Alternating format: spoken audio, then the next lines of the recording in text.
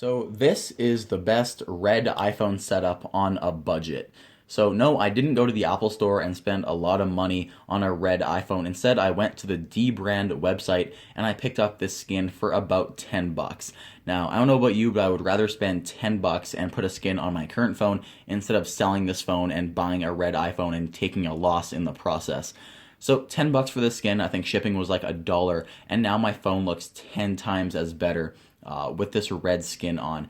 I think the variant of the skin is called True Color, and the only thing about the skin that makes it look not as genuine as the product red iPhone is I didn't choose to get the cutout for the Apple logo. And the only reason I didn't do that is because when I'm installing the skin, even if the Apple logo cutout is off by like a millimeter and there's a little bit of aluminum showing, it's going to bug me the whole time the skin is on my phone. So this is a really clean look. It still looks very red. It matches the product red iPhone very well. I went into the Apple Store today and compared my red to the red on the iPhone, and it looks pretty similar. And if you just take a quick glance at this iPhone on the street, someone might think that this is the product red iPhone.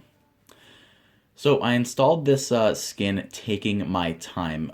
Before, when I have D brand skins, the main issue I would have is when I'm holding it in my hand, the corners would feel very sharp. And I remember someone saying that on Twitter, and that's the only reason why they avoid skins.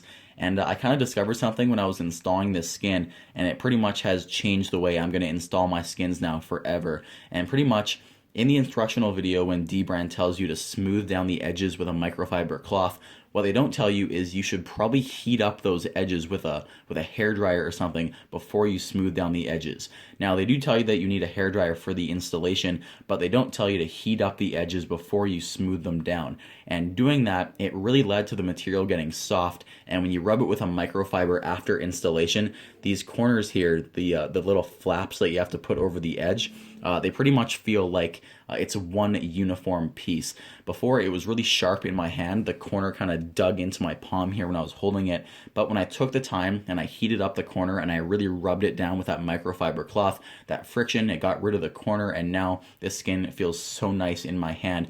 It pretty much feels like it's a part of the phone. And looking here through the camera viewfinder, looking at this little red piece at the top of my phone, it looks like it's an actual red aluminum iPhone. So I really like this look, and I'm probably going to have it on my phone for months to come. So if we take a look around the skin, obviously here we have a cutout for the power button, and what I really like is there is a cutout for the SIM tray. So I often switch between my iPhone, maybe my Samsung phone, so I can take out the SIM card really easily right there. Some skins don't have a cutout for the SIM tray. I like this a lot. Down here you can see we have a precise cutout for the lightning port. Don't know why there's small cutouts for the screws, but it looks kind of neat. And we have precise holes for the speaker and the microphone. On the left-hand side, again, really precise cutouts for the mute switch and the volume buttons. One thing during installation is getting this tiny little piece of material to get it lined up perfectly along the edge is pretty hard. You might have to heat it up a few times and use your fingernail to kind of guide it along the edge. But once you get it, it does look really nice and it stays in place pretty well. Keep in mind when you do buy a D brand skin, it does actually come with two skins and you get a lot for your money. The two different skins, they're pretty similar. The only difference is this skin, it goes up to the edge of the camera, and the other skin, it actually touches the aluminum of the camera and covers more material. I like this look. I think the other look is the default look on the D brand website, but this alternate look I think looks really nice where the aluminum on the camera is exposed. You have a very small cutout for the microphone and, of course, a cutout for that quad tone flash. So everything on this iPhone is accessible, and I also added a red wallpaper on my iPhone to complement that entire overall red look. And personally, I think having this black screen iPhone with a red skin looks even better than having an actual aluminum red iPhone with that white face. I really like how that black and red contrast each other.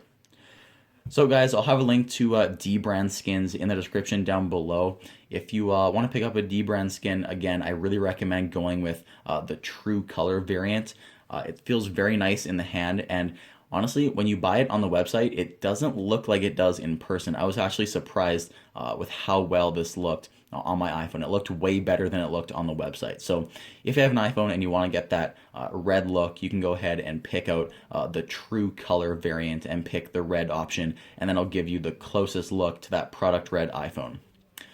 So guys, tell me what you think about this in the comments below. Drop a like on this video. Let's see if we can hit maybe 25 likes. My name is Mike, and I'll see you in the next one.